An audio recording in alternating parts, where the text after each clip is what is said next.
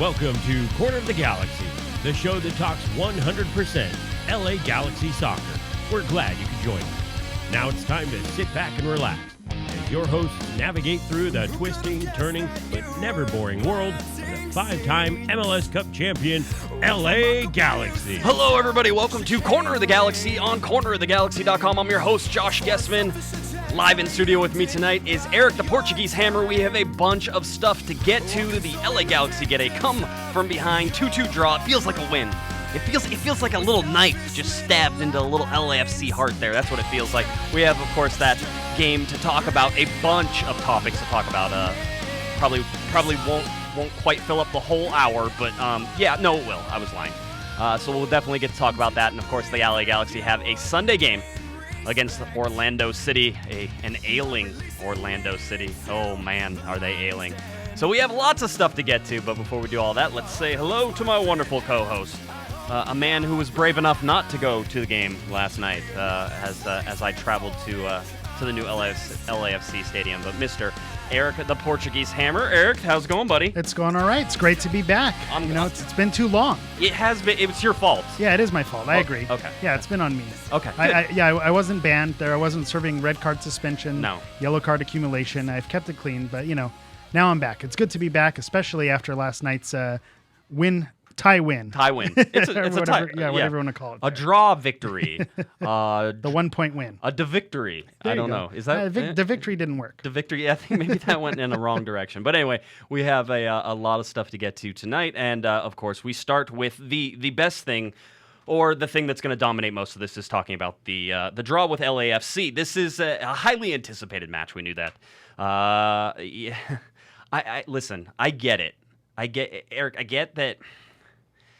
get that this shouldn't be a rivalry because there's no history for it to be a rivalry. Hard disagree. Yeah, I'm going to go out on a limb here.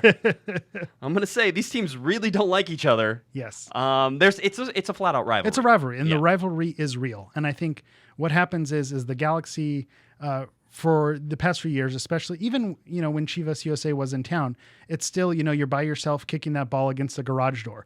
It's always more fun when there's someone in your backyard to play with you. And I think that's what LAFC is, that we now have a real rivalry, someone who we have another fan base to banter with.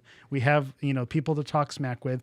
We have games that we could now look back on and reference. And It's not just, when we show up in the league and this is going to happen. We have a real rivalry. And I think, the question being posed of what about San Jose? And rivalries work in waves. You see this in other sports as well. The Lakers, for a long period of time, their rivals were the Sacramento Kings. Now they're no longer, those rivals. You have the longtime rivals, and that comes in waves. But I think LAFC, the rivalry is real. Though you could tell that it means a lot to the fans when the players get on the field. It's a little bit different than a regular season game, and I think it's a good thing. I think this is a really nice rivalry we have going on right now. Yeah, it feels like it. It was my first time to the stadium, Bank of California Stadium. I will give you my impressions. I think there's some people who disagree. In fact, I had a player who absolutely disagreed with me whenever I said this, and I was like, okay, that's fine. I got there early. We actually made good time. I carpooled with Larry Morgan, not on Twitter. Man. Yeah, so Larry... You should have streamed that. That would have been a show. Not appropriate for most ears. So Larry and I were driving. We carpooled, hit the carpool lane a little bit, so that helped us out. We made it up there. The biggest problem that we had with any traffic was just trying to get off at Martin Luther King Boulevard, which took about 20 minutes. Yeah, that's probably most of your drive. I was going to say, our whole commute was about an hour and 10 minutes, and 20 of that minutes Street, was right there. So trying to get off there, we ended up doing that. We got into the parking lot. We were lucky enough to have parking because they allowed us. Wow. Which they didn't allow the team parking. They didn't allow the players parking. They didn't allow any of the LA Galaxy staff parking. Right. Wow. So LA Galaxy actually chartered a bus from StubHub Center in order to go to. This is for their staff that were working the game. The staff to go there and go to the stadium. So I was there. That was It's interesting. The rivalry is real. It absolutely is real. Okay. I expect it. And to a certain point, I respect the move. Thank God Larry and I ran into some people that we knew that had been there before because we would have gotten lost. The signage for media and being behind the scenes stuff is sketchy. You could get You could get lost in that stadium, no problem. Easy peasy. Not a thing. So we got there. We did the whole thing. We got our credentials. They put us in the quote-unquote auxiliary press box. Now, they have a nice big press box, but there were so many media there, they had to actually put us outside. You didn't say, you know who I am? You didn't play that card? I did, and they were like, yeah, you covered the Galaxy, right? And I'm like, oh, yeah, that's right. So anyway, so auxiliary press box was actually just a small, about 6-inch stage riser that was put out upside or on the top side of section 126, so over in the corner, underneath the giant press box. So there's a giant press box. We were underneath in the neighborhood by like 2 stories. We were down on like the main concourse level. So we had good seats overall. Yeah, I think it's location. You were press box adjacent. Yeah. So that's a good thing. It is, and it was fine. And so we got there. The only issue that we had, of course, was the people who were sitting in front of us, because there were fans that were sitting right. We were right behind the last row, decided they wanted to stand. Right? And normally I'm all for it. I'm like, hey, guys. And I asked nicely, I'm like, hey, guys, could you maybe sit? Because we can't see when. And they're like, well, you can stand and right. And I go, that doesn't really work. And I go, so, hey, and they shouldn't have to. Here's my criticism. They shouldn't have to not stand there. They had those seats. They should be able to stand. I had no issues with it, except that we couldn't see and we couldn't work. And so then we had to get people involved. And eventually they decided to sit. They needed a riser on the riser. They needed a little bit taller stage in there. But it was great because where they put us, Eric, I got to see all the Galaxy fans. So Galaxy fans would come over and say hi to me. And by the way, I probably met being there in that particular location, I probably met more Galaxy fans there than I do whenever I go to StubHub because I'm not, You're in the ivory tower when you go to StubHub. Yeah, you're not amongst the people, the unwashed masses like myself. That's right. So I was there. Larry was there, but I probably had 30 people come up and say hi. It was great, and it was so nice. And people were so encouraging to me. Listen, it's been a long week, and trying to get to like downtown Los Angeles on a Thursday, and I have a real job, so I'm like, hey, real job, I'll come in early and work early, and then I'll leave early, and knowing that I'm going to be up till 1 o'clock in the morning, just covering the game and doing all that stuff. So it was nice to see everybody there. And they were really nice. They gave me the energy to do it. So anyway, we get there. We walked around the stadium. I will tell you this: that stadium is gorgeous. They really did a great job. The one thing that they're missing, though, there is a soul to that stadium. It's very empty. It's very not with plenty of fans, but it's very empty feeling. It's cavernous almost, and it doesn't feel like it has a heartbeat. Now, I'll say that their supporter section, the 3252, is that heartbeat, but it doesn't translate throughout the other sections, in my opinion, of the stadium. And I will say, from my vantage point, I did not think it was very loud.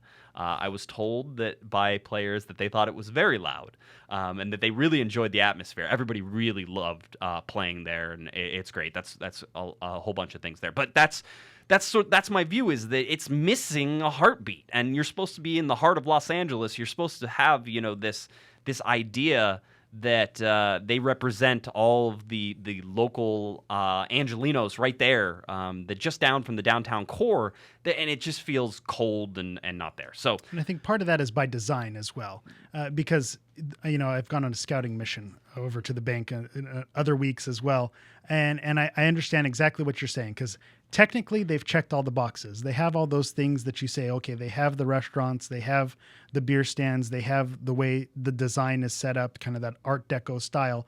But that feeling that you're talking about, I totally understand. And as far as the supporters section, say what you will, but they're the whole game, they're doing their thing. And if depending on where you're sitting, I could see where that can be loud. But as far as the feel around the whole stadium, I could see where that could also fall flat. So I understand 100% what you're saying, that they've checked all the boxes, but as far as actually feeling it, yeah, it's missing just a tiny little bit. And by the way, mad props to anybody who showed up in a Galaxy shirt. Yes, absolutely. You deserve all the credit. And that was what I was going to mention is, when you said that you had Galaxy fans saying hello and checking in with you for part one, when LAFC came to the StubHub Center. LAFC fans came. They came that day, and they brought it. And so I was happy to see that there were a lot of Galaxy fans who made the reverse trip, and they were representing and going hard there. So shout out to everyone who went there in their Galaxy gear and supported. Yeah, not everything went well, by the way. Not that I expected it to be perfect. I did expect it to be. We knew it was going to be a little sloppy. I expected it to be a little better than it was in terms of fan behavior across everything. So, we'll get to that. I have some statements from the clubs, and we can talk about that a little bit later. But let's focus in on the game. The LA Galaxy coming into this game on a 7-game unbeaten streak, extend it with the draw, so 8-game unbeaten streak now. The last time they lost was against on May 30th against FC Dallas, that 3-2 loss at home. That is the last time that they suffered a loss, and they've been playing teams that have been not great, but they've been getting the results as you'd expect them to be doing. So they go into this game and they get Ashley Cole back and they get Perry Kitchen back. Sebastian Lletget on the bench for the first time since I think, was it June 29th against San Jose? I can look it up. I had it on one of my stories or something like that. But it was against RSL that he injured his ankle. That's I think that game. It was a 3-0 win. So Lletget's back on the bench and actually got some time in this game as well. So you're getting guys healthy, and then Sigi Schmid announces his lineup, and the big question would be, would Romain Alessandrini start in this game? That was really the only question. It was the only question mark of, how does Alessandrini start? Where do they put Pontius? Pontius has been on such a roll and is so important. What do you do? How do you look at that? So Romain Alessandrini does get the start on the right-hand side, pairs in that midfield. The Galaxy, again, going with a 3-5-2 formation. As they lined up and started, it was the cockeyed 3-5-2 formation. I was going to say, in the midfield, interesting choice of words. To me, the way that looked like Roman was defender Roman. But yeah, he wasn't a defender that evening. That's fair. He wasn't, and he's supposed to be more of, and he tries. He doesn't always do a great job, and in fact, he picked up a yellow card in this game because he was trying to defend. Yeah. And I'll tell you this: there were a bunch of fouls. And there were 4 yellow cards in this game, all to the LA Galaxy. 3 of those were probably all earned. I didn't have a problem with. Roman's yellow card was soft. It was persistent infringement was what they eventually named it. But I thought that there were some fouls in this game that were simply because LAFC is a very quick team and showed that speed. Yeah. So that's what I'm saying. It's one of those, you could certainly see how the Galaxy were trying to attack and how they absolutely got obliterated in that first half. Yeah, well, they looked flat, and you're absolutely right. The LFC, they're high tempo, they're flying up and down the flanks, and when the Galaxy couldn't get their possession going, they were slow getting to the ball, and so LAFC was truly running circles around them for the first 75 minutes of that game, and so that's exactly what's going to happen when you're running all over a defense who's going to look slow at times. The only way that you slow them down is by chopping them down, and that's what they had to do. That's what they did have to do, and through the center, you certainly saw some of that. I'll say this, that you look at the Galaxy and how they were able to adjust in the second half, and that really is the story of this game, is Sigi Schmid. And, by the way, there's lots of topics you can cover in this game. There's so many Which different direction things. do we want to go? You can look at the defense that looked absolutely shell-shocked for the first, 25 minutes of that game, and you got the Vela goal, and you got the win goal, and the Vela goal comes because Ashley Cole didn't chase Diamande into the corner whenever that ball was already centered through and looked like it might be a very dangerous cross. And then you have Siani, who decided he didn't want to chase Vela. And that's my question is, how does Carlos Vela, who's 5'10", win a free header against Siani, who's 6'4", and Shelvik just sat and watched that all happen as well. So, at first glance, I wanted to say, Siani, what's going on here? But at the same time, when you look back, you see Shelvik as well. He didn't exactly do us any favors, trying to cover that ball as well. So the defense definitely, like I mentioned before, looked flat. And this is a LAFC team who you embarrassed them because they blew a lead when they came to your stadium, and you knew that they were going to come out guns blazing. And so that was the surprising thing to me, is you need to be, obviously once the game gets going and there are nerves, and once you actually start playing, obviously there's no real way to prepare for that. But at the same time, you have to know that LAFC is going to come out guns hot and come after them. And that's what they did. And the LA Galaxy looked timid in the beginning there. They looked like they didn't know what to do. They looked lost at times. Yes, and here's my big thing, or my big question to you, Eric, is have the Galaxy ever looked put together in the first 45 minutes of any game this year? Yeah, and that's the other question as well, is because I think a lot of people will say, and I don't know if we're going to go in chronological order or if you want to wait till the end, they say, well, why don't they play like the last 15 minutes and the first 15 minutes? Right. And the truth is, you can't play, full court press like that for a full 90 minutes. You're going to get burned out and you're going to end up, paying for it at the end. So I understand not pushing with all of it at the very beginning to start a game. You kind of need to feel a game out. But at the same time, I think the game plan needs to be, don't do what you've been doing. Right. Whatever they're doing to start the game slow, they need to clean that up, because, they are not starting games well, and they've been bailed out. They were very fortunate, with Andre Horta, giving that ball away is a little bit of a gift.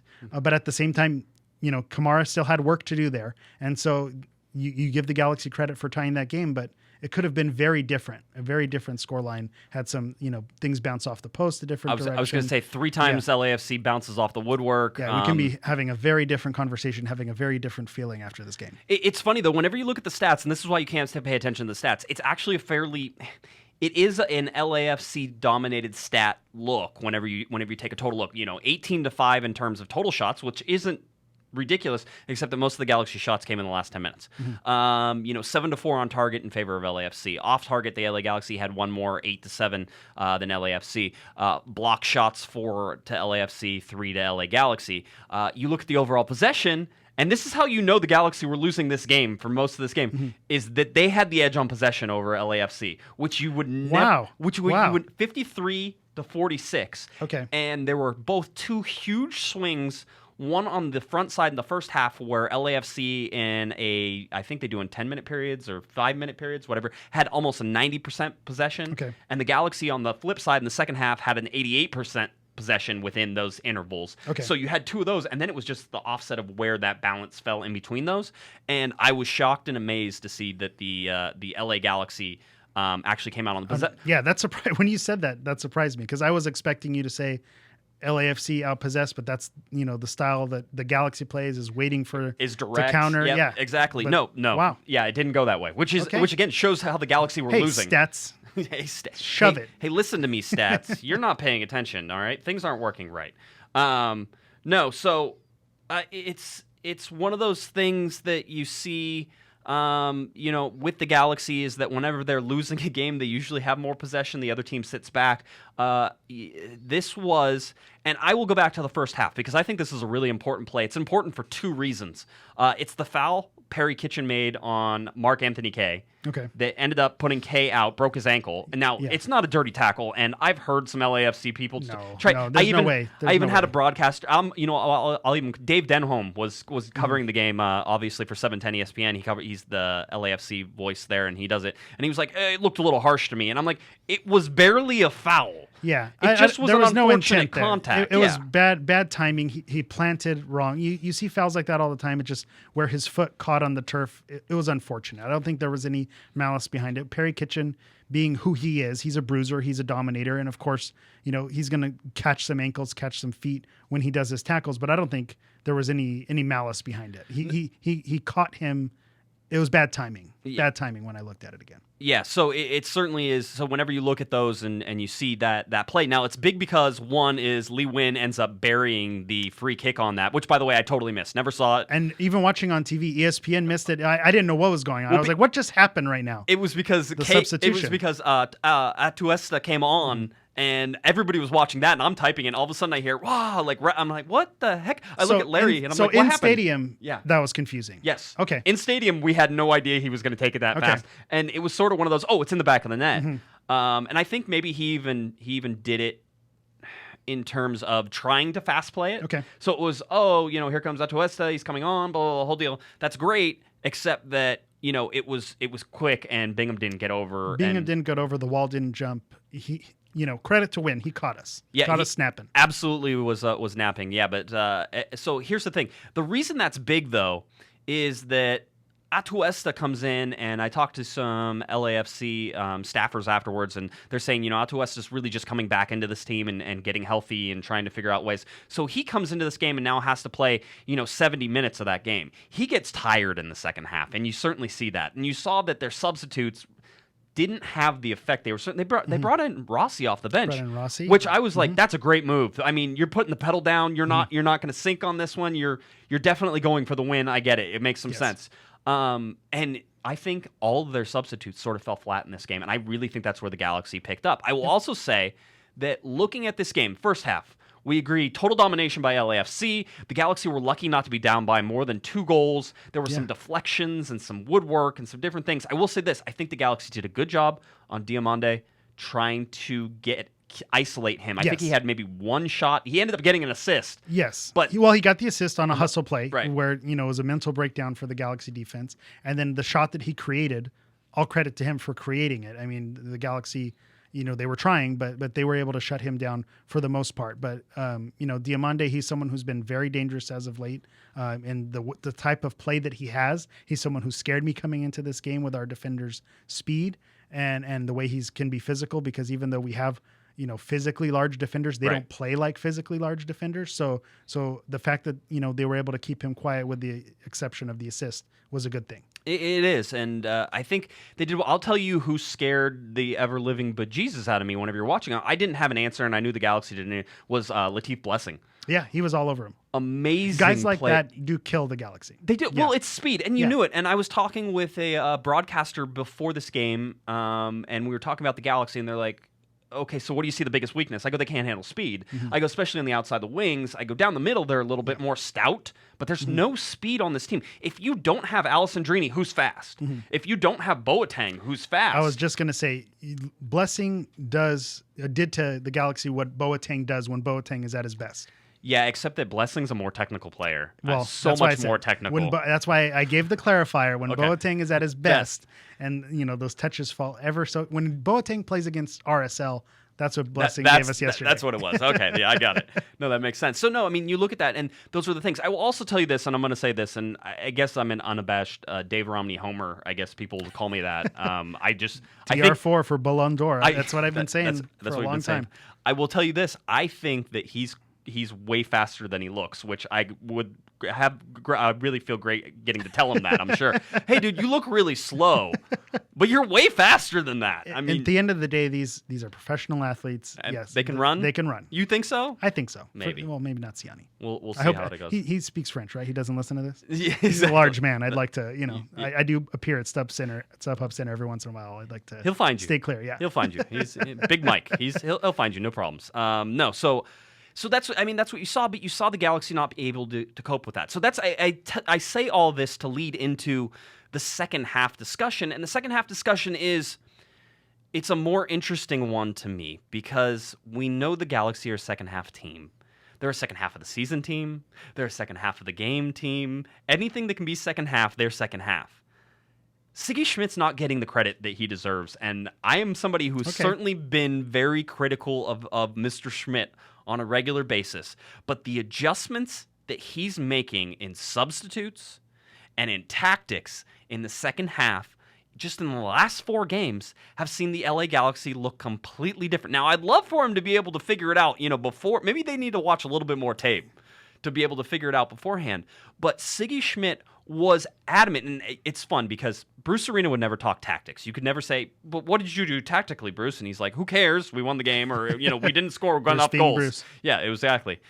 Sigi Schmid will tell you what happened. I actually asked Sigi Schmid after the game what adjustments he made in that second half, and this is what he told me. He says, and this is just paraphrasing his different points. He says, we wanted to change the point of attack quicker. So he said their outside backs tuck in. And so if we could change the point of attack quicker, we had room on the wings. On the outside. They had space. Which is what you saw in the second half. Absolutely. Okay? The other thing that he did, and it was on purpose, he said, we moved Romain over to the left side after he'd been playing the right side because we noticed that, on the left side we thought we had a little bit more room, and we thought that Romain gives us more space over there if he's over there. The other part of that is that by attacking Beitashour, LAFC's defender on the right side, so left side, right side, if you attack Beitashour, you take Beitashour out of the LAFC's attack. Yeah, he doesn't attack. I agree. And Beitashour does not have the speed to keep up with Alessandrini, and you saw that in the second half. Alessandrini, for, I think he did an adamant job or an admiral job. I can't speak. Yes, it's okay. Who does admiral, this? Yes. He did a good job. See, I try to use fancy words. You did good. You did real good. Well done. He did a good job trying to defend, and I don't think he maybe is going to be remembered for that part of his game, but in the second half is where you saw him turn it on. To me, he had a man of the match type performance. Well, here's the other one that we have to say, and here's the problem is that people are arguing right now, Eric, that Sigi should have started the if this works so well, right? That having Alessandrini on the left hand side and bringing Pontius in, which is the other part of this equation. Which, by the way, if you would have asked me, I would have said this is not a game for Pontius. It's a game for Boateng to come into and provide some speed, and I wouldn't have done it. And then Chris Pontius goes and proves me wrong again. So that's fine. That's what he's been doing all year long. I enjoy it. Yes. An admiral job. That's what I know. You know, in the chat room, there's harassment in the chat room. That's what I like to see. There's a great podcast that just came out by Freakonomics. It's The Art of Choking. And it basically comes down to when you think about something too much, right. That's when it all goes wrong. And this ties in nicely with our LAFC. I was going to say, should LAFC listen to this podcast? I think it'd be great listening for them. So as soon as I tried to think of the word, that's when it all fell apart. So I understand. Shout out to all my admirals out there. There you go. At ease, soldiers. So anyway, yes. Where were we? I forget. Oh, where am I? Beta Shore. Chris Pontius, Beta Shore, Alessandrini. So so bringing in Pontius there as well. Again, he is providing the Galaxy width, and that was something they're missing with Ashley Cole, and Ashley Cole being, and by the way, the smart move there was to take Ashley Cole out, and he did do it. As much as we love Ashley Cole, he was having a tough time keeping up, and I think that was the correct move. Yeah. Well, not only that, but here's the bigger picture, and Sigi didn't talk about this, but I'll talk about it for him because I have no problems. This is my favorite part of the LA Galaxy formation right now, is that when you bring Pontius and Alessandrini and you put them on opposite ends, it balances the 3-5-2. It's no longer this cockeyed 3-5-2. It's three in the back. Mm-hmm. It is absolutely three in the back. Three in the back. Yeah, because Pontius is going to come back, but not that much. Alessandrini is going to come back, but not that much. So you have three in the back, which means that you are absolutely... You're committed. You're committed to going forward, which works for them, but see, they can only go to that. This is why they don't start that way. You can only go to that whenever you're behind. Yeah, because you take on water all game if you start that way. I don't even want to know what would happen if they would have started that way. They may have been 7-0 by the time the Galaxy decided that they were going to be able to get in there. But no, I mean, that is, and so that whole idea that Sigi Schmid is making these adjustments is good. Now, I would like to see the Galaxy stop giving up goals, and Sigi Schmid said, hey, I thought the first half was horrible. The other thing they did in the second half that was really important was in the middle of the field, they wanted to close the space. They wanted to stay closer to guys, and they did that in the second half, whereas in the first half, there was lots of room for people to move around. So, again, you're seeing tactical changes and things they're figuring out, and people wanted to switch formations in this game, by the way. So next person who suggests that gets smacked. And I think Sigi has proved us wrong. You're saying it. The tactical adjustments, the 3-5-2 is that's our style. So with the players that we have and the way that it's working for us, I think we need to stick with it. So yes, you can say I would like to see something different, but at this point in the season where we're going to try to get results out of games and this is what's working for us, let's stick with what's working until it goes wrong. And that's what should happen. I mean, you're absolutely right. No, so you nailed this. That's why I'm the hammer. Nail it. Thank you. Absolutely. Thank you. You and Panda with the dad jokes. That's great. I'm glad I'm not in that group with you guys. Although I am at home, I am a dad joke guy. So all the time. Let's see. Joey in the chat room says, "Why do we need to concede to be the team to come back?"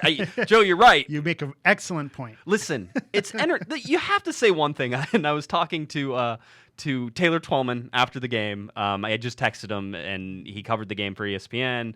I thought he had a funny halftime bit. Yeah, it was. I was like, is he okay? Did he have too much espresso? And then I realized it was a bit. Yeah. Yeah, it was a bit. It was fun. But no, you saw all that stuff to come in. I talked to Taylor Twellman. And it was one of those things where we were talking after the game, and I'm like, hey, you can say whatever you want about the Galaxy. You can say that they were absolutely dominating the game, which they were for about 70 minutes. He's right. And he did say that. And he did say it. You can say that the Galaxy have a horrible defense. They do. They're not good. So far, facts. Facts. So far, all facts. This is me. I'm there. But what you can't say is that the Galaxy aren't entertaining this year. Oh. All right. I mean, they listen. It's not going to work in the playoffs. You're not going to be able to come back in the playoffs. This crap of giving up goals first is not working. It's going to go away. If you get into a point where goal differential and away goals, you can't fall back like this. I'll tell you right now. There's one team, and everybody will probably just hang up right now. And stop listening to the podcast. There's one team that is the perfect epitome of this. I can't remember what year it was. Maybe. Was it 2012 when the San Jose Earthquakes were out of control, ridiculously good? Oh, and the comeback kids, comebacks kid, the Goonies never say die. I think it was 2012. And we made them pay for that. That's what happens. So that does bring a smile to my face. But yeah, I do hate you for saying it. I know, but that's the thing is that you can't keep doing. And that was my contention the whole time. Is you can't count on that in the playoffs, and that's exactly what happened. Is they couldn't count on it in the playoffs. They got behind and it was over. So it's certainly one of those. It's one of those things you can't continue. You have to improve. And I think the Galaxy, by the way, we're in an open transfer window. That's still a thing. I think the Galaxy are going to try to improve the defense, but they have an easy schedule down the stretch. Okay. They will be able to hide some of these flaws for quite a while. See, fast forward to the Orlando preview if you want to talk about easy schedule, but we'll talk later, I'm sure. Good. This is screams trap game, by the way. I'm like, trap game. It's in my notes. Trap game. Although that only works in college football whenever you're playing a difficult opponent afterwards, so we're technically reversing it, but it's still a trap game. No, so that's the thing. All right, let's see what other topics I had. Yeah, we talked about that. Okay, cool. Can I just touch back? Or are we done with LAFC? No. We have some. We can talk about this for like another 30 minutes. Going back to the rivery is I do have some friends who are LAFC fans, and I don't know if you want to call them friends if they're truly LAFC fans. Not really. But there's some banter and some texting going on, and I will say for 70 minutes they were up 2-0, not a peep. Not a peep. So that goes to show you that the impact of the 331 game, it's there and it's in their head. And you saw with the comments that Carlos Vela made after the game, and the fan base, they just felt like, let's not blow this, let's not do this. And you didn't hear a peep. And then when Romain got that first goal back, you felt it. You said, okay, they can get two. It's going to happen. Then you saw Kamara, get saved by Tyler Miller, that close call, and you said, okay, maybe it's not going to happen. Then the tying goal, and you said, okay, we're going to win this thing. We're absolutely going to win this game. And I love that. And that's what makes this rivalry great, is that we know that we're occupying space in their head. And I love it. It makes me so happy. The only thing that we need to worry about is everything that we've been saying with the defense. There's a lot of spackle going on with this Galaxy. It's covering up the holes, but if someone leans on it, it can all fall apart. So we just need to be cautious moving forward. There's two of my favorite quotes ever said in all of soccer, I think, were said in this post game. And I'll paraphrase the Carlos Vela one because I don't have it. Basically, he said that they were absolutely thinking about that March 31st game and the loss and all that stuff. And he said that if the game was 5 minutes longer, they would have lost that game. And the Galaxy said the same thing, by the way. If they had 5 more minutes. That's a Vince Lombardi quote. It's like, we didn't lose, we just ran out of time. That's absolutely true in this case. Yeah, and Ola Kamara was smart enough to say, he goes, maybe next time we should start a little earlier, right? Yeah. And it was good, and I enjoyed it. And listen, Kamara's goal was great, and the almost Zlatan to Kamara goal, which Tyler Miller saved, Zlatan put the ball in the net, but again, such a great pass too. It was the right play. Jonathan Dos Santos, I want to talk about him. We'll talk about Gio a little bit because I was talking to some other people about both of these guys. Jonathan Dos Santos had a horrible first half. Absolute crap. A lot of giveaways, bad passes, killing off things, just horrible. Much better second half. And that pass that he put on Ibra's foot that should have resulted in a goal that didn't was perfect. Giovanni Dos Santos, here's the interesting thing about him. I would say that he was more motivated in this game than I have seen him play for the Galaxy in a long time. That's what I was going to say. The performance maybe wasn't that man of the match performance that we all want to see. We're all dying to see that. But you did see some fire there. You did see the effort that sometimes is lacking and the critiques that are abound everywhere on Gio. In this game, maybe the performance wasn't there, but the effort, you saw it. You saw it, if that means anything. But I feel like Gio was making an effort out there and trying to make things happen. And he, it fell flat at times, but I felt like I saw an effort from Gio, which made me happy. Made me feel better. He kicked a bunch of field goals. Yeah, well, I mean, he launched. That's why I said the performance wasn't there, but he was going for it. And to that, I give him credit, because there are times where I've been in StubHub and you just hear crowds of people behind me shoot the ball, and he doesn't pull the trigger. So at least he's shooting. I'll take that. Yeah, it was one of those. It was one of those for Gio. Still, the chip that he had in the first half, which I was like, somebody called me out for it on Twitter, cracked me up, because I was like, that was a good chip by Gio, and I said good, like as in good idea, but I wasn't thinking like it was good, executed well. And the person like, that's your idea of a good chip? I'm like, no. It was. I like the idea. It was bad execution. All the other stuff. A for effort. The fist bump heard around the world as well. I don't know if you saw where. So Carlos, this is during the game. Yeah, this is Galaxy are losing. I knew people were. Yeah, the Galaxy, you saw it happen, and you said, "Okay, this is going to be a thing. This is going to be a thing." Carlos Vela, Jonathan Dos Santos, Giovanni Dos Santos, they're friends, and they're probably very good friends. They all live in Los Angeles. They play soccer. They play on the Mexican national team. They're good friends. I mean, it's like if you and I worked together and saw each other all the time, we would be good friends as well. I'd probably go studs up if I saw you in the real world. Elbow to the temple. That's what I do. I like to get up high. No, I mean, and there was a fist bump between Jonathan and a smile during the game. I'm fine before the game. I'm fine after the game. That's fine. Do whatever you want. I don't care if you switch jerseys. I don't care if you walk off the field with your arms around each other. It's over. Even beforehand, give each other hugs. That's great. No problems. You're friends. I get it. This is professional sports, all this stuff. You can't, in this rivalry, be sitting there fist bumping your opponent when you're down 2-0, and you can't be smiling and winking. You are too angry and upset and disturbed by the sights that you are seeing in front of you to raise your fist and bump. Is that Taylor Twellman over there with this rant getting angry? No, Brad. I'm gonna go devil's advocate on the other side. It was a dead ball. And so when I've played against teams where I have friends on the other team, and when the dead ball's happening, you strike up a conversation, you have those things. So I can see it, and especially if these guys are close friends, and they just got back, they spent a month together in the World Cup in Russia. Obviously, there's a connection there. So I don't have as big of an issue, but I can get behind what you're saying. You're down. You're losing the game. Maybe now is not the time to be chummy, especially when you're under the microscope already with fans. That's probably, you should be a little bit aware of that. But at the same time, the fact that they don't care that they're under the microscope and it's my friend and I'm not going to do it. At least it was a dead ball. It's not like they were both running and he decided to stop and ask him, where'd you get your hair cut? How's everything looking? But I don't have as big an issue. Right. But I can see it being a problem. And I knew it was going to be a problem. The optics are bad. The optics are very bad. All right. Let's and by the way, whenever you're doing you drink beer beforehand, so it doesn't count. You're in like in a beer league. I don't know what you do. You're over there coaching 8-year-olds, 9-year-olds. The beer doesn't come out for those games. Yeah, it does. Come on, it's in the they're back 6-year-olds. pocket. Yeah, I've yet to yell at a ref. I've been tempted. Haven't gone there yet. We're having a good time. Do you remember what minute the fist bump happened? People it was in the first half, I think, right? Yeah, it was because it was facing the other way on the field.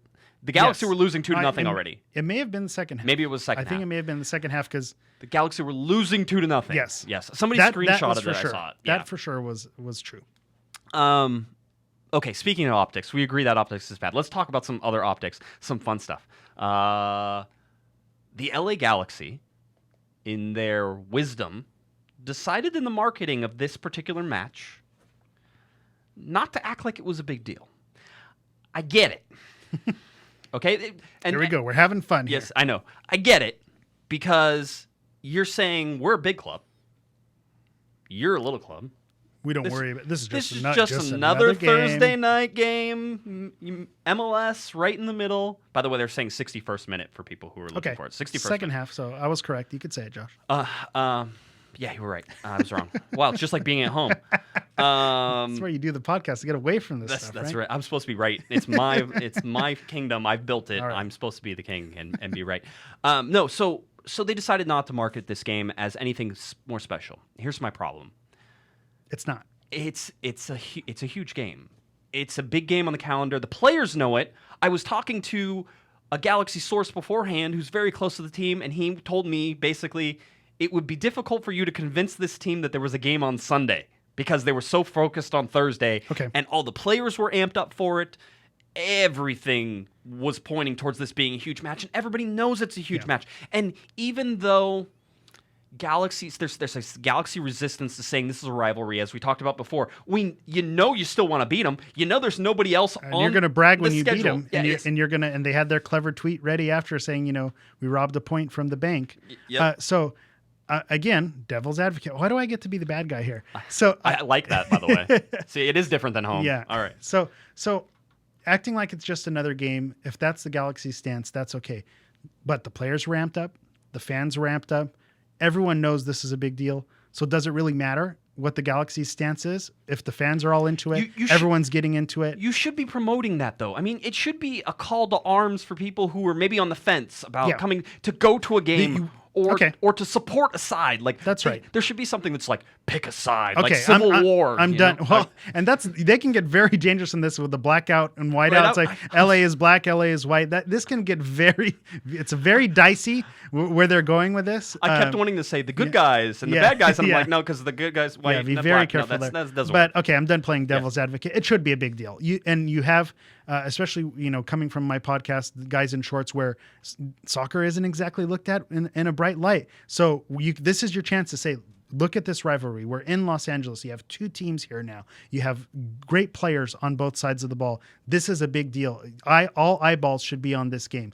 No matter where you're at in Los Angeles, you should be watching this game because this is a big deal. Zlatan, made the rounds on PTI. So obviously, Zlatan wasn't on PTI last week. So they knew that, trotting him out this week was was crucial because it was a big game going on this week. So so to that token, they should be pumping it up, and that's a misstep because it is a big deal. The fans knew it was a big deal, players knew it was a big deal. So my devil's advocate hat doesn't matter because everyone else knew, but at the same time, this is your chance. This is your chance to grab the city, especially during this time of summer. Baseball's in the middle and in the doldrums. Basketball hasn't started. Football hasn't started. This is your chance to get all eyes on you. And World Cup is over. And they held a viewing party at StubHub. And I didn't want to say it because it's not their job to contact me and tell me that there's a viewing party. I had no idea that viewing party. Yeah, That's a cool thing to go to the StubHub Center and watch the game. Had that been pumped up a little bit more a week in advance and say,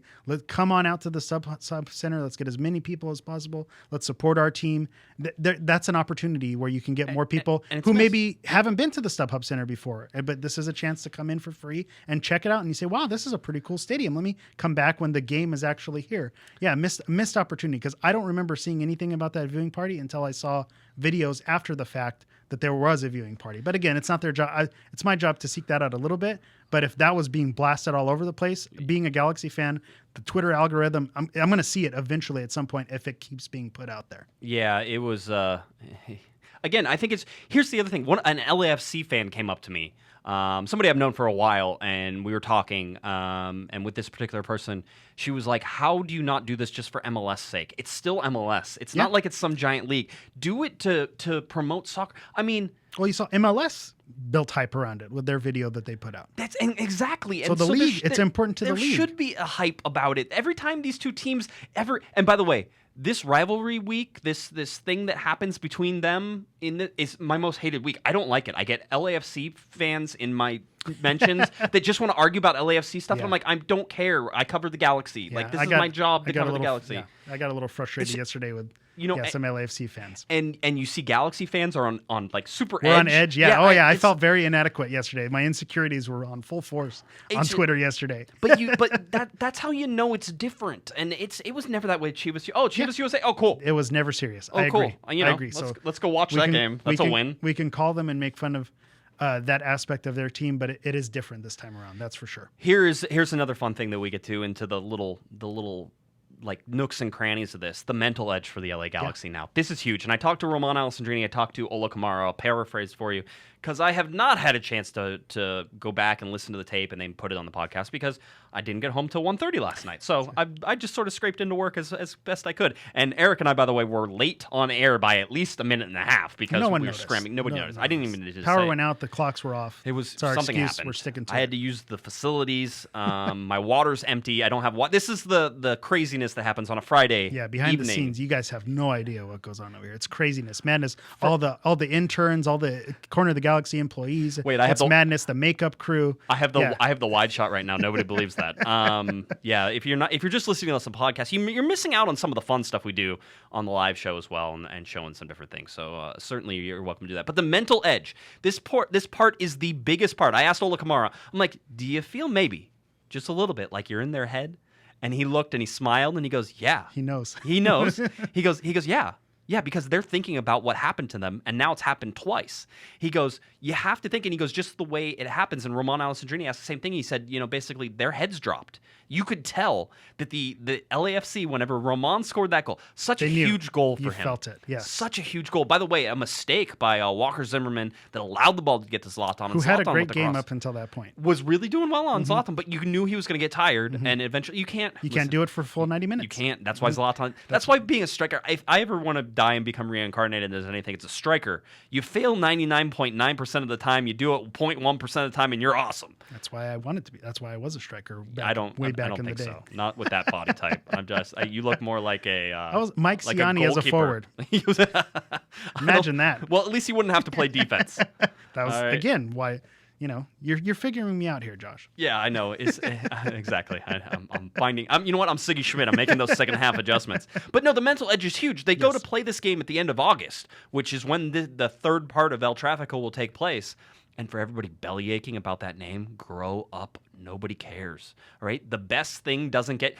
Bodie McBodieface was chosen as the name for an official scientific Diego, boat. yes. Yeah. And then there was the San Diego franchise, Yes. right? They had their footy McFooty face. yeah. Yes, exactly. I mean, that's how these things work. The bottom line is everybody says it. Everybody knows it's going to do. Lean in. And so, by the way, the El Trafico eventually gets moved to the stadium in Inglewood, right? Isn't that where? Is that what they're calling it? Yeah. Like the Inglewood Stadium Well, for that's the not Rams. in Los Angeles. It's not. Josh. Yeah. Well, neither is where they.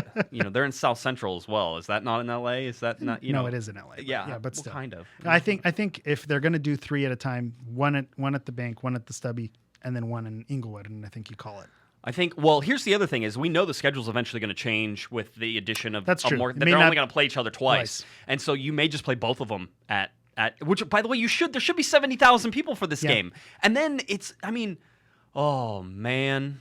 That's what you want. That's what needs to happen. That's what's going to happen. Yeah. And by the way, everybody's like, it's going to be turf and it won't be grass. Hey, listen, when you get 70,000 people to fill a stadium for a rivalry game, you can afford to put grass in. Work. You can afford to put grass in. All right, don't worry about it. It'll come in. It'll be put there. It may not be perfect, but it'll be better than playing in in either of the stadiums. I know people are against it. I'm just telling you that's the metamorphosis of what is happening here. But I mean, it's clear. They're going to show up in August. I mean, I don't know how Galaxy fans do it. I don't know what needs to happen or things, but you obviously have to reference both of those games. Like, absolutely. Like in Giants, like just reminding them every single time. Yes, absolutely. Letting them keep a scoreboard, what the fourth official does with the time. Let them know, hey, you may be winning, but we're coming. Yeah. That 70th minute, that's coming. And I think going back to where we're in their heads, where they might feel like they're going to choke, we're also positive because you could tell that Galaxy team they went down 2 goals, but they didn't self-implode. They knew we've been down 2, we've been down 3. Right. We can do doesn't this. Matter. We stole one in New England where we had no business stealing.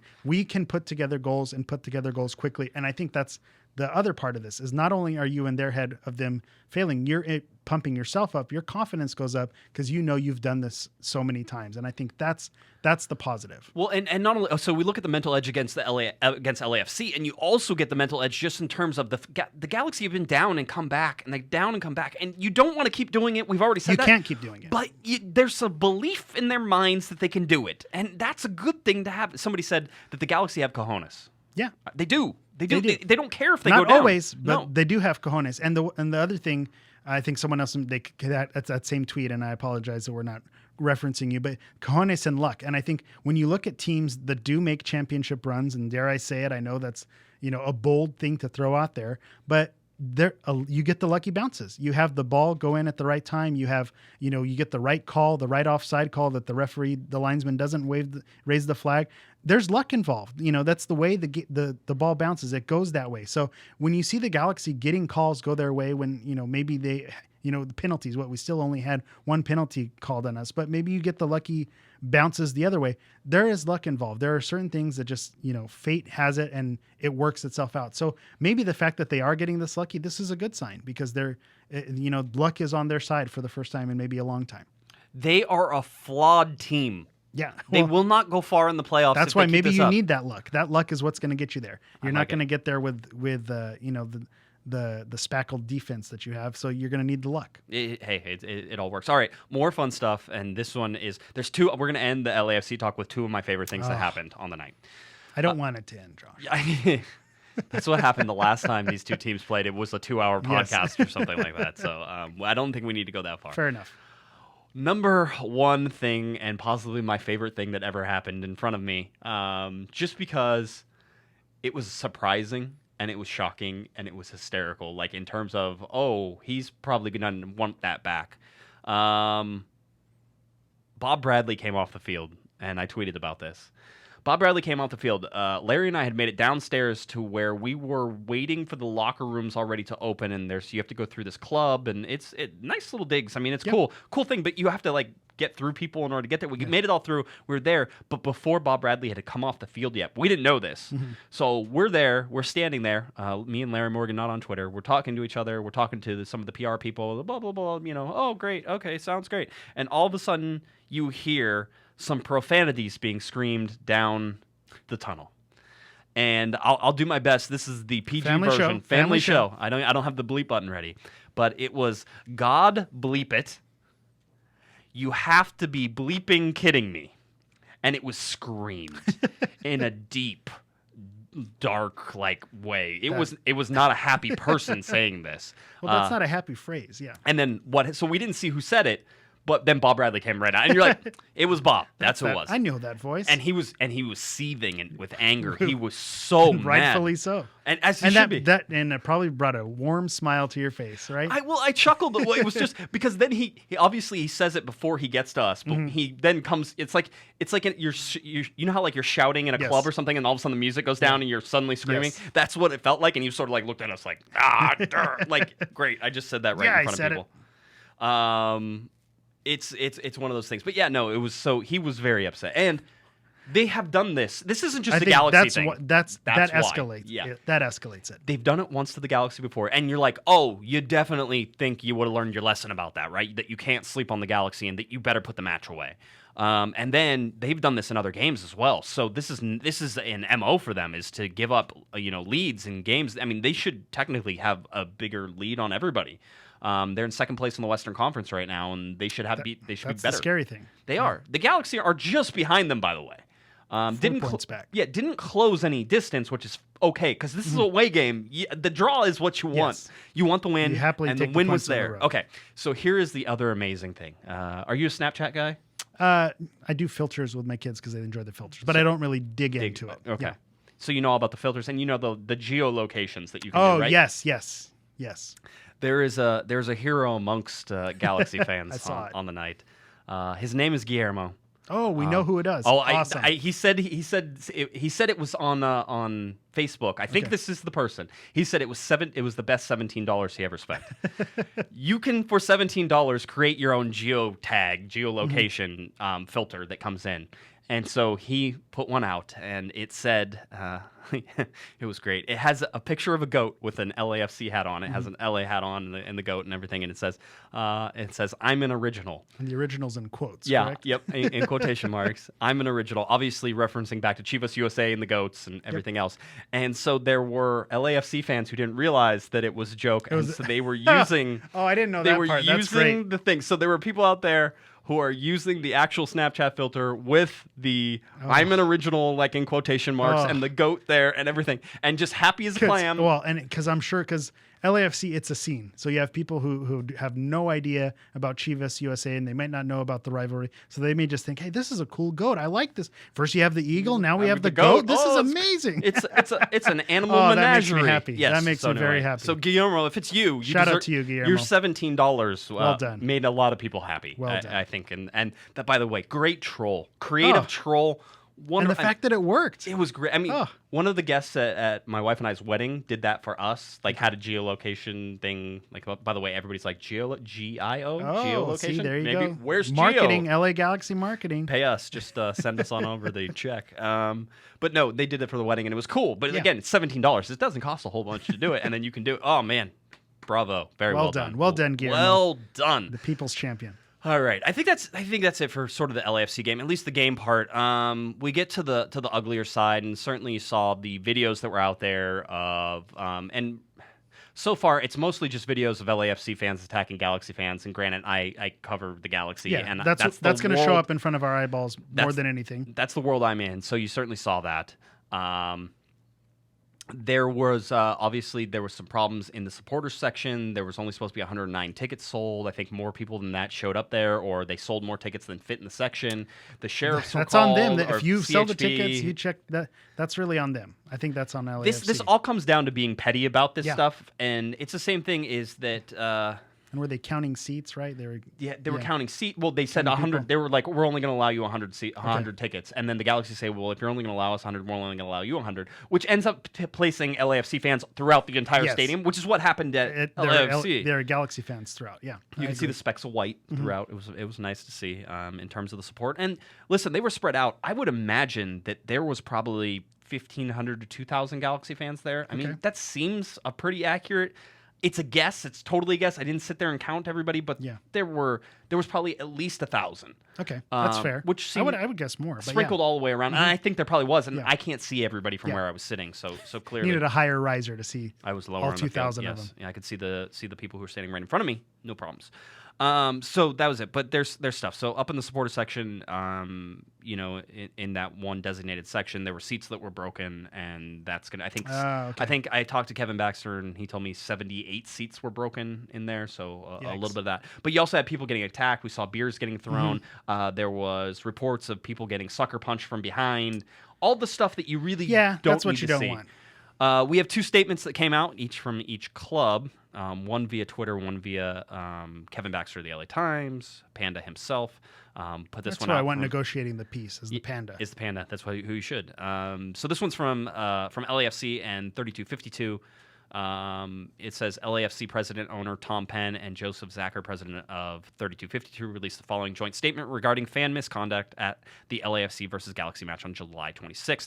Los Angeles Football Club and the 3252 Independent Supporters Union are committed to a safe, positive, welcoming, and inclusive environment for all fans at Banc of California Stadium. This is what our club stands for as we continue to work to unite the World City through the world's game. We'll skip down into it a little bit. LAFC and 3252 will not tolerate illegal acts of any kind affiliated with our club or the visiting team supporter at Banc of California Stadium, including the organized destruction of property. That is not who we are, and this behavior has no place in our stadium and within our club. Any fans identified as participating in illegal behavior will be removed from the stadium, and the club will revoke their season membership. LAFC and its supporters will continue to actively work together to enforce a zero-tolerance policy at Banc of California Stadium. Together, let's win in the stands. I can tell you MLS is also involved in this investigation at this point, so that's going to happen as well. Here is the.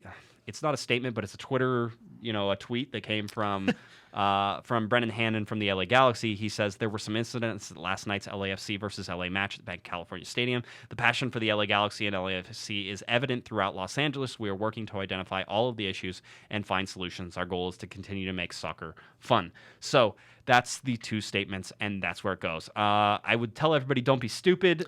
Yeah, and you're going to have knuckleheads, and you have knuckleheads. I don't want to say this because you have knuckleheads on both sides. I'm not. Yeah. Don't quote me on that. Yeah, I was going to say. But at the same time, this is going to happen when you have a rivalry and you have teams that don't like each other and you have fan bases. It's naturally going to happen, but I think it's the clubs need to do the right things, having the correct number of security, having the right allotment of seats and a proper allotment of seats to make sure that this doesn't happen. Because when you squeeze and you get petty about it, then of course tensions are going to be high, people are going to bubble over, and you don't have you're not out there protecting people who enter your stadium. Whether they're LAFC fans or LA Galaxy fans, they are patrons of your stadium, and you need to protect everyone in that stadium. So that's the responsibility of both clubs to protect the fans when they come in here. So I think a better job does need to be done, because you saw some ugliness both inside and outside of the stadium as well. And granted, you could say it was a few knuckleheads causing problems, but at the same time, you need to shut those knuckleheads down. It's more than that, and I think the numbers sort of show that there were a large number of ejections/arrests whenever this all comes out. I don't know if the LA Times is looking into it. There were some discussions about doing some stuff, but it just, in terms of trying to look and try to figure all this stuff out, you have to get cooperations from both teams and the league, and sometimes that doesn't happen, and that's why this would all stall out and be nothing. Yeah. But anyway, so listen, there was going to be ugly stuff. You knew there was going to be at least a little bit of something. I was hoping there wouldn't be, and I had a tweet out there that said, "Oh, everybody was really getting along," and this was before the game and before I had seen all the videos and everything. It was good. So for the most part, and it might be for the most part. I think the average person, and maybe I'm just being rainbows and butterflies here, I think the average LAFC fan, the average LA Galaxy fan, can have a conversation and get it and know that, at the end, this is a game, and, we may not like your team, but we don't need to be silly about it. But naturally, there's a certain percentage that's always going to take it too far. And that's whether you're at a soccer game, whether you're at a bar, whether you're at the park, they're at Chuck E. Cheese. These things happen. Whoa, Chuck E. Cheese? You've seen that video of that fight at Chuck E. Cheese? Is that what that is? Okay, I just want to make sure we got that. Let's go to questions a little bit here. Oh, special reminder. Do I want to do it? Yeah, I want to do it. I always have to think about it. Sometimes I come up on the fly about whether or not I want to announce something or not. All right. So fair. I will. Well, the CoG staff in the background, they flashed the card. It was time. They're good? Okay, good. I'm glad I got the go-ahead from the producer and the director and the executive producer and the rich lady who funds all of this stuff. So we currently have the Corner of the Galaxy shirts for sale, the old shirts. So there's 3 designs that we put out. If you missed them, you have a chance to get them. It's only going to stay open for 2 weeks. You have about a week left of it. Only one of those looks like it's going to print right now. In terms of you only need to order 1 or 2 or 3 in order for them to print. One of those designs will print, and we know that for sure. And actually, I think it's the one that you're wearing, which is the 2018 CoG it's a good-looking small shirt. Logo shirt. It is nice. Very soft, by the way. Yeah, very soft. And I will say that I've collected the whole set. Yes. Because I'm a supporter of my friend over here. I make all the co-hosts buy the stuff. That's what it is. And they're good quality shirts. They're good looking shirts. Kudos to you on the designs. So if you missed your opportunity to get them, it's a nice little gesture because you see people around the stadium wearing them, and it's kind of this nice fun connection. Hey, I know you. Yeah, that's so, right. So it's kind of fun. I enjoyed the heck out of it, by the way, especially whenever Chris Klein comes up to me and says, there are an awful lot of Corner of the and Galaxy they won't shirts leave me alone. I've seen Chris Klein be chased by fans. I know. I don't envy that man. Not at all. All right, so that's it. The big announcement coming, of course, is that I have 2 more shirt designs that are coming out next week. One of those is the one you've been clamoring for. You've been breaking down the doors. You want it. I know you do, because it is the stupidest shirt that we could possibly put out, and that is the Panda and Pato show shirt. So are there people really clamoring for this? Yes. Wow. There are. Kudos to there's you. like 2. Kudos to both of you. So the Panda and Pato in the morning shirt will be available. And it's in the morning? Yes, it says Panda, Pato in the morning, and then it has a picture of the panda as a panda, and it has a picture of Pato. We have likenesses going on here. In boat shoes. Oh, of course. Of course. Naturally. In front of some weird and wacky background that I found that looks like it might be radio related. So there you go. So beautiful. So Panda and Pato in the morning, those shirts will be up and available for sale very, very soon.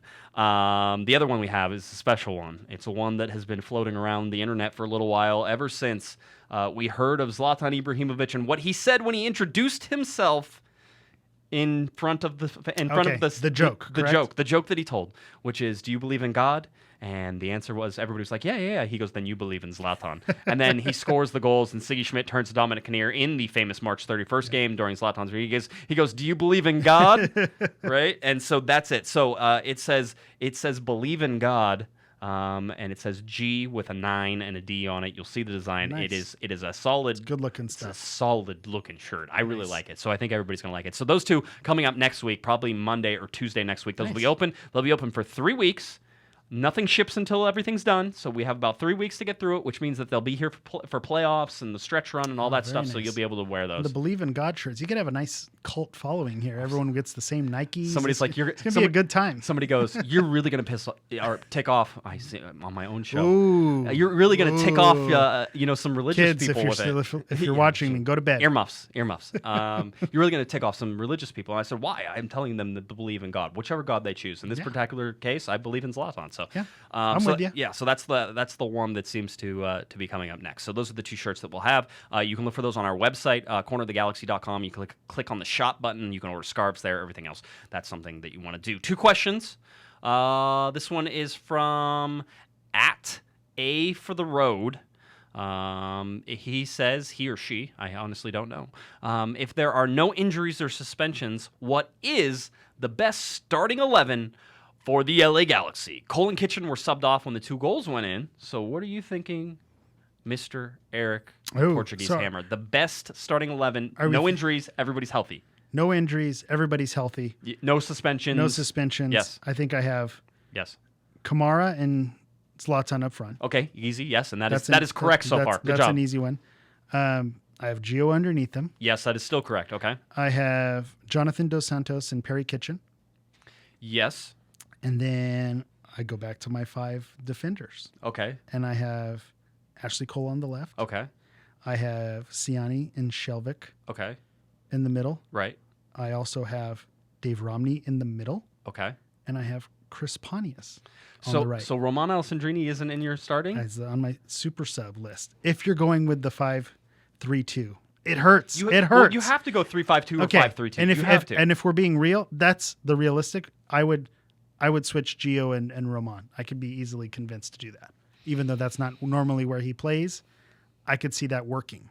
But, are we tinkering? Are we starting new? I'm going with what's been working. This is what's been working. This is our best 11 right now. That was the question. That's what I'm going with. Now, if we wanted to tinker fantasy world, throw it on FIFA, I'd mix things up. But this to me is a realistic-ish best 11 that we could put out right now. I'll say, everybody, tweet us. Bingham in goal. I didn't say that. Well, wait, no.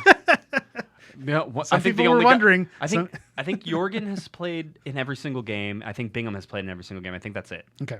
In terms of how they played. What about Rolf Felcher? He's coming back. Oh, okay. Everyone healthy? What about Then Rolf? I put, oh, well. Where do you put him? Then that changes the... It does. This is a problem. Okay. This is the problem. That It's a Sigi good Schmid problem, is though. gonna have. He's going to have it. We have talent. The answer for that right now is that there probably isn't a great answer. Yeah. I don't know the Galaxy know it. I will say that I think Romain Alessandrini instead of Chris Pontius is probably the answer. But then he's defending. You're putting him as a defender, know. essentially. That was my thing. I like Alessandrini more than Pontius. So if you're going, give me the best 11, and then I'd swap Pontius and Alessandrini. I could easily do that. But at the same time, given what the position calls for, Pontius is going to give you just a little bit more on that defensive side that I think you'll need. And then you bring in Roman to ice the game at the end. If I'm thinking of what works the best for the Galaxy and what has worked for the best in the Galaxy in terms of their recent results, I would have to say that you drop Ashley Cole and you put Roman and Chris Pontius as balance. I'm not mad at that. Now I realize that is like, it's blasphemy a little bit. It is, and it's your full speed captain. ahead. Damn the torpedoes! You're going. This is it. You're doing it, and he's your captain. That's the big part about this. It's like, oh, are you going to bench your captain? Well, yeah, you are. Yeah. And that's the tough thing about yesterday is you saw it. You know Ashley Cole a little bit showed his age yesterday. As great as he's been, he struggled a little bit. Against fast teams, he's going to struggle. We know that. All right, so that's what we got. Let's go over some MLS news and some LA Galaxy news as well, just to sort of give you an idea of things that are happening around here. And by the way, that was a great question. Wait, there was another one from at Rogue Leader LA. He says, thoughts on Roman being highly emotional last night. Swore he looked like he was crying after his goal, and at the end, don't tell me he senses a trade. Ooh, trade talks of Roman. By the way, is that real? That's your fault, Josh. I know. Clickbait, Josh. Clickbait, Josh. I am going to tell you. I don't know how to ease your fears because I think that there's a possibility that it happens, but I also don't want you to think it's imminent. And that was never the idea. Guarantee. It's not a guarantee. We don't know what's going to happen, quite honestly. But I was specifically told that nobody's left off the table. And whenever I asked about Romain Alessandrini, I said, well, yeah, he's on the table too. I said no one's left off the table. So it wasn't like they're singling him out, but it's certainly they're not saying, oh no, he's safe. We're sticking with him Guess for what? the next Zlatan, 5 years. Get Zlatan safe. I can tell you that. Are you sure? I'm pretty sure. I don't know. Maybe they trade He's Ola a good Kamara, trade piece, right? They trade Ola Kamara. That sounds like a great idea. That's what they'll do. Now everybody, they're gonna trade Ola Kamara, and they panic. And Chris Klein gets more emails about that has me. to be your title of this episode. Is Ola Kamara being traded? Yeah, I was gonna say if you want to go clickbait, that's how it is. No, it was so the whole thing. So going back to his emotion. Back to his emotion. Listen. I think he's always had it. He's French. Is that your excuse? Is that a thing? He's French. I'll go with you on that. I'll say that he's always played like this.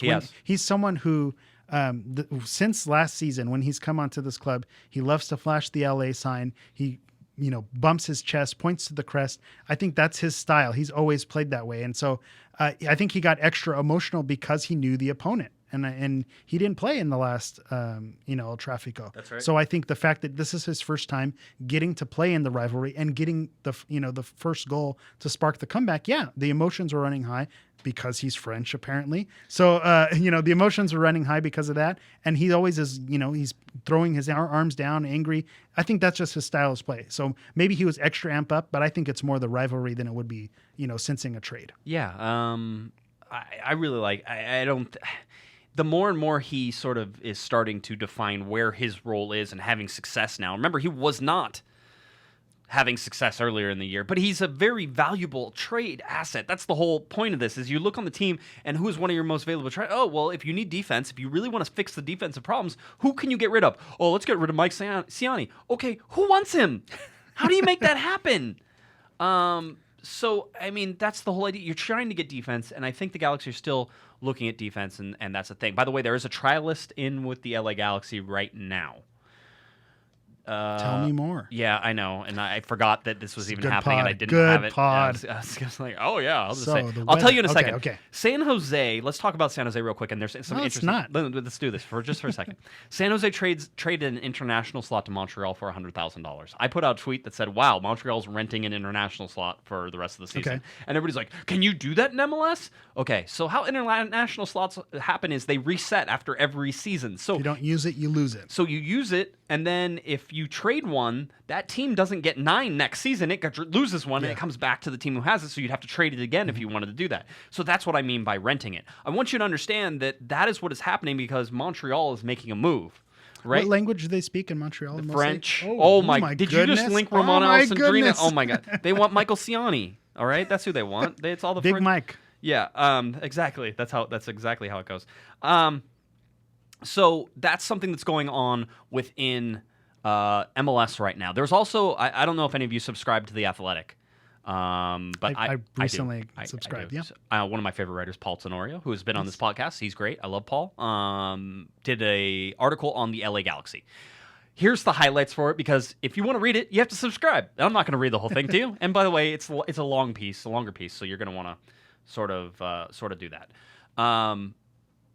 Is that they were talking about a whole bunch of different things and how Sigi Schmid came in to fix the LA Galaxy, how he made it sort of in that 4-5-1, which is what we all know it to be, and then Zlatan comes in and sort of ruins that whole chemistry, which is why you've seen the Galaxy struggle to sort of figure out another formation. Which is why I'm going to be raked over the coals for saying my best starting 11. Yeah, not exactly. including Alessandrini. That's right. Good job. Good job for you. There's some other things. Schmid was also brought in to get the Galaxy caught up on some things that they were behind on. Remember, LA Galaxy are supposed to be the premier organization in Major League Soccer. Here are all the things that Schmid listed as why, or things that Galaxy were behind in and needed to be moved forward. The sports science department, right? So the training staff, the nutrition, and all that stuff, injuries, all that stuff. So sports science department, international scouting network. They are behind in that. Okay, and I know why, and we're going to dig deeper into that. I have some feelers out right now. Don't look in the chat room. Don't look in the chat room right now. In pipeline for the academy to try to improve the pipeline. So you're talking about academy kids, lower levels, how you expand want to get that. Use out of it. That you want to get use out of it. Which in Los Angeles, I would agree 100% that the Galaxy Academy, should be better than what it is. Or we should be hearing more about it if it's not publicized. The another shortcoming they had was the analytics department, which surprised. I didn't even know there was one. I thought you didn't like stats. I like simple stats. Sometimes stats get in the way, though. Yeah. I like stats when I use my eyes to confirm what I'm seeing, Fair enough. or to cue me in to look for something else. I do not like stats by looking at a page and going, "This guy's the best. Go get him." Like, no, okay, what does he look like? How does he play? The whole deal. That's what I don't like. Although the stats are way over my head now. They're so far advanced, they probably can find a guy who's good. And then the big idea was the Galaxy are still learning how to play. But it's something you should do and take a look at. Paul Tenorio for The Athletic, I would suggest that you read it. I would suggest that, I think it's $45 for a year or something like that. They're running specials. It seems like they're always running specials. I think I got 33% off. You catch it at the right time. You can get some money off there. So anyway, I would definitely suggest going and looking at The Athletic because they are doing some good MLS coverage, some great MLS coverage actually. And one of those things you can do it. Also, of course, head on over to LA Times for Kevin Baxter stuff and Corner of the Galaxy. I would say, Corner of the Galaxy. That's how it works. They're calling me a stat boy now. Yeah, I kind of am sometimes. All right. The trialist, as I was able to look it up while we were doing, Roderick Miller seems to be training with the club. Oh, good old Roderick Miller. Yeah, you're like, I have no idea. Roderick Miller? Yeah, he's a guy, I think, who played in South America. I'm not even sure he played last year. Basically, I'm just saying pump the brakes on this. He's available now. He's available now. Then that says something. I'm saying pump the brakes on everything. Everybody just calm down, see how it goes. But that's a defensive play. He's a center back, left back, that type of thing. Well, there you go. Position of need, at least. It is.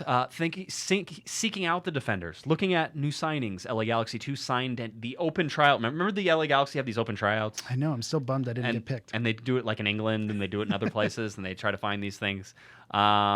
This young man is now 19 years old. He played with the LA Galaxy Academy after the open tryout, and he was so successful there that they decided to sign him for LA Galaxy 2. 19-year-old, and I'm going to try to say it, I think it's Didi Traoré. Nice. He comes from France, another Frenchman, Bondy France, and is the first player to be signed by LA Galaxy 2 through the club's open tryout process. I talked to an LA Galaxy source who said, and I said, I'm sure you're going to tell me this kid can play. And they said, basically, yes, he can play. And he has some skills that, if they develop, could be a very interesting skill set for the Galaxy to have, including a center back who's good with his feet and who's good moving forward, center back, left back. Very so nice. a modern Living footballer. the dream. Yes, absolutely. So 6'0", 180 pounds, 19 years old, and again, a Frenchman. So if you want to go out to LA Galaxy 2, you might be able to see him out there. We have Eastern Conference standings, Western Conference standings. Atlanta United still at the top of the Eastern Conference and the Supporters' Shield, 44 points. New York City just slightly behind them, and New York City just beat the ever-living daylights out of Orlando, the LA Galaxy's opponent, 2-0 on Thursday. So also a Thursday game. Good for the LA Galaxy. And in Orlando, across the country, also a positive. Also a positive. So lots of things are certainly coming to fruition there in terms as we start looking at that Orlando match. The LA Galaxy sit in 4th place in the Western Conference behind Sporting Kansas City, LAFC, and FC Dallas, who leads everybody. 1.95 points per game for FC Dallas, LA Galaxy at 1.52. If you were going by points per game, the Galaxy would currently be in 5th place behind the Portland Timbers, who are 1.72 and have only played 18 games. For some ridiculous reason, DC United, you at least can understand 17 games because they just opened the stadium and they were trying to sort of set that back. But anyway, the LA Galaxy hopefully climbing the stats still. And going back to the Supporters' Shield, I was surprised that they sit 8th in the Supporters' Shield. That's actually higher than I would have guessed where they land. So the fact that they're top 10 in Supporters' Shield, that goes to their current form and the amount of points they've been able to pick up. So I was surprised to see them there. All right, I was told that I cannot take some of these games as easy as I did on I think on YouTube whenever Wendy and I went through and looked at all the schedule last week and we said these are where we think you can win and where you can't. I was told that I took some of these games too easy. I will attempt to rectify at least a little bit some of that. Pressure is on. Yeah, I know. If you're looking at the schedule, you have July 29th coming up, 6:30 p.m. game on Sunday against Orlando. You know about that one. Then it's a trip to Colorado. That's a game the Galaxy should win. That's on August 4th. They come home to play Minnesota, who I said they should beat. They should beat Minnesota. Darwin Quintero is really, really good. I don't care how good he is. The LA Galaxy should beat Minnesota United, even though Quintero has been very, very good. Yeah, that's one of those games where you see what Minnesota did to LAFC and you think, okay, you can't look past that game, and maybe that's a good thing. Maybe the fact that Darwin Quintero is someone who's showing to be dangerous, now they're on the radar. And you're not thinking, well, Minnesota's coming into town, this should just be another one. Check it off the list. It's an easy win. Maybe that forces the Galaxy's hand and Sigi to take them a little bit more seriously and scout for it and prepare for it to beat them like they should. And I agree, they should beat that team. So they'll play Saturday, August 11th, then they go Tuesday, August 14th, home Tuesday, a Tuesday night game. Tuesday. Good times. After a Saturday, correct? That's stupid. Yes, Saturday, Tuesday. Against Colorado Rapids again. All right, so another Colorado. So and at home. Colorado. Yeah, and it'll be at home. Colorado. That's a win. That's fine. That's again, a win. What part are we taking too easy? The Colorado part? It was the Minnesota part. Okay. It was the Minnesota because okay. I had to clarify that Darwin Quintero, the addition of him is really, really good. He's solid. And he's scoring goals. He's like Diamande, who has been scoring goals like crazy. So you look at all that, you're like, okay, it is a dangerous game, but they should be able to beat Minnesota. I don't care. They have to travel. Minnesota has to come to StubHub. That's a game they should win. Yes. Agreed. Then the Colorado game is a game they should win, even though it's a short week. Blah blah blah. The whole deal. They should beat that. It's Colorado, Minnesota, Colorado. That's how it goes back to back. In those. Then it's away to Seattle, and I was told that we took Seattle too lightly. I actually think the Galaxy could lose that game. I think on turf, we know Zlatan's not playing. We know Zlatan's not going to play in that game, or is going to be minimal in that time. Seattle's an enigma wrapped in a mystery. Yeah, they're playing terribly, but at the same time, on paper, you would think they're not supposed to be that horrible. So I could see the Galaxy going, after going on a good run, going up to Seattle and not being successful. We can be rainbows and butterflies and say, well, the Galaxy are going to win. They can win all of these games. Yes, and yes, they could win all of these games. They should. They also just by could standings. lose all of these games. Things could could go wrong, and so that's the difficult thing when you play the game. But at the same time, they should go up and at least get a draw in Seattle. Yeah, they should. That's how I would see that game. That'd be a good result. It is, and that'll be fine. And then it's LAFC to close out August 24th. That's a Friday night because MLS apparently hates having these games on a weekend. So a Friday night at StubHub Center, LAFC will come back for the third and final until the playoffs. And the beautiful part about that is even if LAFC were to come in and walk away with a win, they didn't win the season series. They can't have bragging rights, and that makes me feel happy.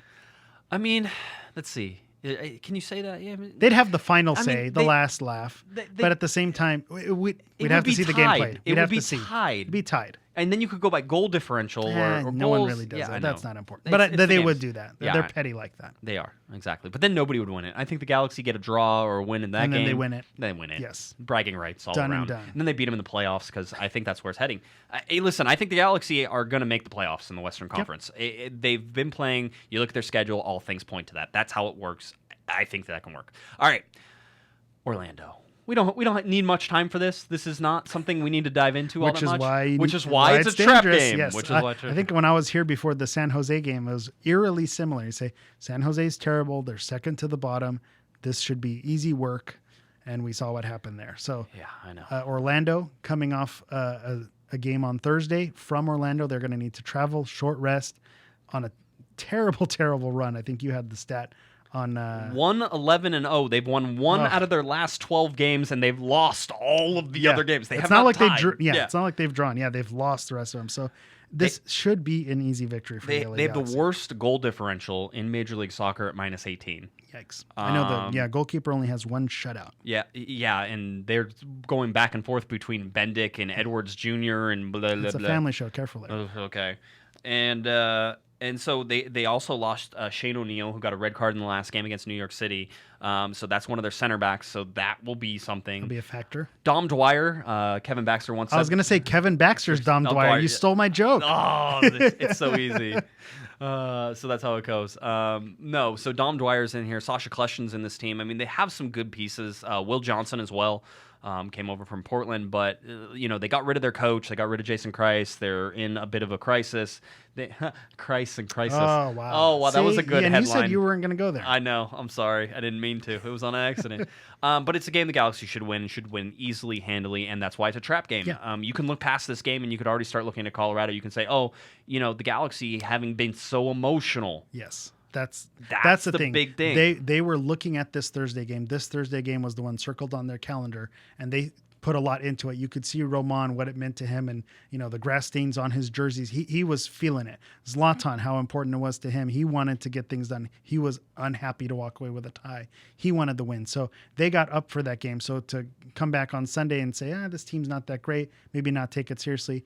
Dom Dwyer is their leading scorer. I think if you shut him down, you shut Orlando City down. Sasha Kleshin's another person that you may need to worry about. So 2 players maybe you can shut down. But at the same time, if you look at someone with the talent of Dom Dwyer, you look at our shaky defense, and maybe they could shock us and surprise us, and we may need to come from behind. But we'll see. I'm also curious to see the lineup, what Sigi's going to do. Because Orlando has struggled, is he going to give some rest to someone like a Zlatan? Well, Alessandrini also is suspended, so he won't play. So you're looking at Pontius. It'll probably be a cockeyed 3-5-2 again. Yep. You imagine you're going to get the same starters outside of really the Pontius. Imagine. Yeah, I know, but Jameson technically could come back in, so you could see him on the bench instead of Ramon, which is good because you might give him some time out wide, which is where he hasn't played a whole bunch. Some extra minutes. Leggett can get some minutes in the center. Yeah, as Leggett well. looks rusty on Thursday. Yeah, you could tell he looked a little bit rusty, which understandable. I feel like he needs to connect a little bit better. But again, that's repetitions. He needs to get on the field and work those kinks out. Yeah, and we'll see how that goes. And then what about the Carrasco? Where he's coming from Orlando. Does Sigi think that he has a little extra juice? Give him a little extra something. Is that a thing? He's French. No, he's not French. He's not French. Wait, he is French? No, he's not French. No. So I mean, all things that are sort of going on. You have to remember also July 31st you have the MLS homegrown game. August 1st is the MLS All-Star game, of which Zlatan. This is how disconnected LAFC fans are. They actually voted their own player to be captain and to participate in the All-Star game. I voted for him. I know that was all the Galaxy fans. Maybe that's what it was. It was all Galaxy fans. Yeah, go ahead, go there. Yeah, have fun. Yeah. Do it. Personally, all Galaxy fans are like, I really wish Zlatan didn't have to go, right? Yeah, but he's going to go. I think Zlatan understands what the game is. He'll go there, he'll wave, he'll smile. Is there anybody else from the Galaxy going? I think it's just Zlatan, isn't it? Well, all these All-Stars, I'm surprised they're not all going. No, I would think Zlatan and that's it. I haven't looked at it. Yeah, there's no way anyone else besides Zlatan. I have paid zero attention of who's going because it so doesn't matter. So anyway, no, Zlatan Ibrahimovic will be there, so you have the All-Star game and all that stuff, and then you'll come back and you'll get into that Colorado game on August 4th. How it goes. Which is the other thing. They're not going to look past Orlando. Say, we got Colorado on the schedule. So yeah, you would think that they're going to take this game and one at a time and make it work. Let's see how that goes. LA Galaxy will play against Orlando City coming up on Sunday. I may or may not be at this game, which is rare for me to miss a home game. I'm flying back from Colorado. I'm supposed to land at around 5:15 p.m. Cutting it close. If I can get an earlier flight, I will, and I'll drive up for the game. If I get in at 5:15 and everything works, I'm good. I'll drive up to the game. It's just a matter of if everything works out the way it's supposed to, and sometimes it doesn't. So we'll for sure have coverage, though. We still have. They're saying Jonathan Dos Santos is in as well, by the way, in the chat room. So Jonathan Dos Santos. Oh, he's in the chat room? Yeah. Hey, John. Hey, Okay. Hey, John. Sorry about all those things we said. No, I only spoke highly. No, he's in the MLS All-Star game. Oh, okay. Yes. Okay. So, Okay. I don't know. I see it. I can see it. yeah, I guess. It's a fan vote, right? I don't know. I've stopped caring about the MLS All-Star game. It's a game that needs to go away. The only reason it doesn't go away, and I understand the need for it, is because the MLS Cup is played at the hosting team stadium, and it used to be thought out well in advance where it was going to go, predetermined like the Super Bowl. And so you could have all the sponsors go to there, and you had like the sponsor showcase, and it was great.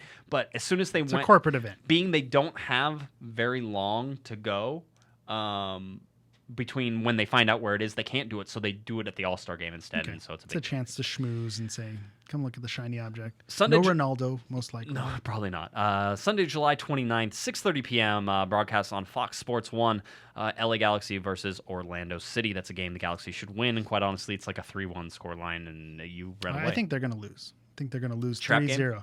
Trap game? Oh, I got it. Okay. My predictions have all been wrong, so I think they're going to lose. I don't, if you don't have your heart in it, that's why you got to watch the live show. I'm winking very largely at the camera here. That's good potting right there. That's how it works. Very good. So anyway, we'll certainly see how that all goes. Anything else, Eric, that you wanted to touch on before we get out of here? We are undefeated against LAFC. That is correct. Also undefeated in the last 8 games. Done and done. Yeah, done and done. Wrap it up. Hit the music. That's We're out. Drop the mic. Oh, wait, hit the button. Yeah, we'll figure out how that works. Anyway, so we hope to see everybody out at the game. If I can make it there, I certainly will. Everybody drive safe on Sunday. It's a home game against Orlando. They should win that game. This really does open up a string of games the Galaxy should win and should continue to win. All right, if you're, let's see. Let's hit that button. Wait for it. Okay. Eric, tell people where they can find you, and then we'll get on out of here. You can find me on Twitter at GISHammer. You could also hear me on the Guys in Shorts Sports Los Angeles podcast. You can follow them on Twitter at Guys in Shorts LA. Our latest episode, we talk about Manny Machado to the Dodgers, and of course all the moves the Lakers are making, as well as the Rams. So you can listen to me there as well. All right, sounds good. So it's a good follow. I like going on the podcast. They let me on every once in a while. It's fun. That's a fun time. We'll have you back soon. That's good. I need to drink more while I podcast. If you're looking for me on Twitter, at JGuesman, JGUESMAN, and of course at Galaxy Podcasts, head on over to cornerofthegalaxy.com. All of our podcasts, all of our previews, our recaps, our articles. Larry Morgan is doing a yeoman's job over there of just giving you content after content, talking to all the players, really giving you a good insight into the LA Galaxy, and also providing us with some great stuff. So please head on over there. All right, LA Galaxy versus Orlando on Sunday. Good luck to everybody. We'll see you out there at the game. For Eric, the Portuguese Hammer Vieira, I'm Josh Guesman, and you've been listening to Corner of the Galaxy on cornerofthegalaxy.com. Have a great one, everybody.